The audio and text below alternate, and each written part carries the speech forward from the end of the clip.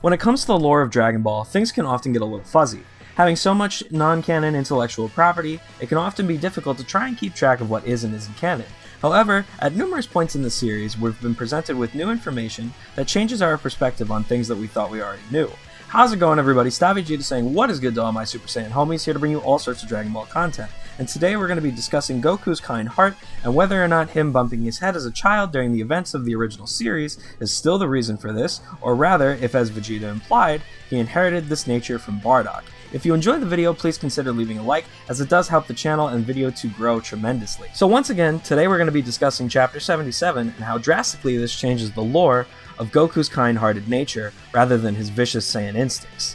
In DBZ, it's told to us that Goku was sent to Earth as a weaker Saiyan since the planet didn't have many strong warriors, and he could easily conquer it by becoming an Ozaru during the full moon. But, thanks to bumping his head, this all changed. Now, with Chapter 77, it is implied by Vegeta after the reveal of Bardock's deeds on planet Cereal that Goku inherited his kind nature from his father. But the question then becomes, is this actually the case, and does this change what we were originally told, or was Vegeta simply summarizing and talking out of his furry Saiyan butt? Well, for me, I see no reason as to why both of these can't be the case. Vegeta had just been through an intense battle, and was simply processing information as best he could. Despite having the same credibility as your aunt saying, "Oh, you and your father have the exact same sense of humor at a family barbecue," there is some validity in what the prince is trying to say. Bardock was certainly no saint, and so to imply that he was a kind-hearted Saiyan like Goku simply for one good deed is a bit much, but we can certainly say, while only due to his own narcissisms, without a doubt he is shown to have had concern for others on multiple occasions. When it comes to the nature versus nurture debate, it's often accepted that we as a people are more impacted by our environment, aka the nurture side of things, but that's not to say that nature doesn't play its role.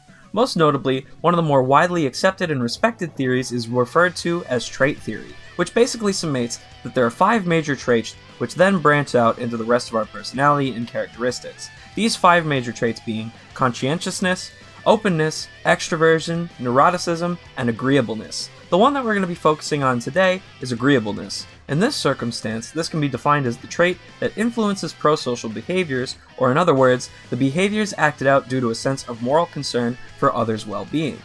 Some of the traits that stem from high levels of agreeableness are empathy, altruism, and as I'm sure you've probably already guessed, kindness.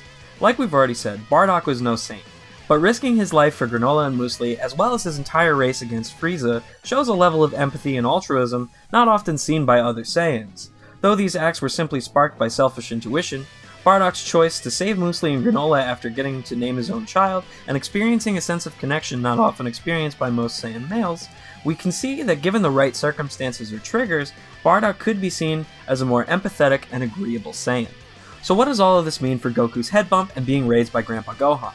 Well, not too much in my opinion. In the flashbacks before hitting his head, Goku is still shown to be giving a hard time to Grandpa Gohan, but becomes a normal happy loving boy after the injury.